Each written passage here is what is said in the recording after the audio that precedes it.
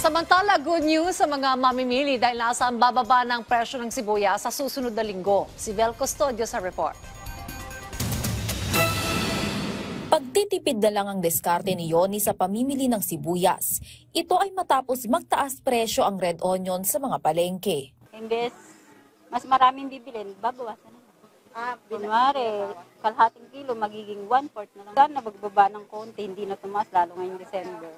Ayon sa retailer na si Real, mula sa 180 pesos kada kilong pulang sibuyas noong nakaraang linggo, sumipa agad ang presyo nito sa 280 pesos. Ayon sa kanya, mas mura daw ang imported onion. Meron din pong imported, merong local. Alin po ang mas mura niyo na ibibenta? Yung imported. Sa 230 hanggang 300 pesos kada kilo ang pulang sibuyas batay sa monitoring ng Department of Agriculture. Ayon sa DA, pagnipis ng supply ng lokal na sibuyas sa cold storage facilities ang dahilan ng pagtaas ng presyo nito. Supply pa kasi ito noong Marso na huling harvest season ng sibuyas ngayong taon. Upang masolusyonan ang pagbaba ng supply at pagtaas ng presyo nito, nag-i-import na ng sibuyas ang bansa hanggang sa katapusan ng Disyembre.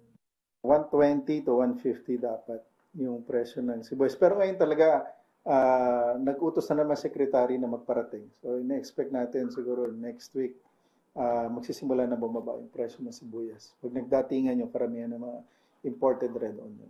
Ayon sa DA, inaasahang bababa na ang presyo ng sibuyas sa susunod na linggo dahil sa pagpasok ng imported onion upang mapunan ang kakulangan sa lokal na supply.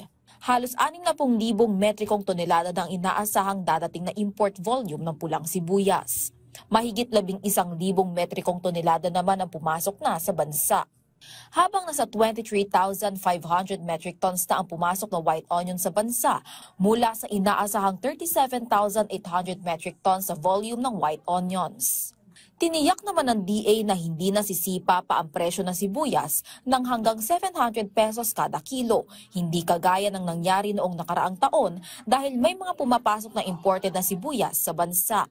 Enough yung volume na parating until the end of the year to cover yung requirements natin, especially pagpasok ng holiday season. So, yung presyo na nakikita natin ngayon, unti-unti natin makikita yan na bababa to sa level na between 120 hanggang 150 pesos. Inaasahang magsisimula ng anihan ng lokal na sibuyas sa Enero hanggang Marso. Vel Custodio para sa Pambansang TV sa Bagong Pilipinas.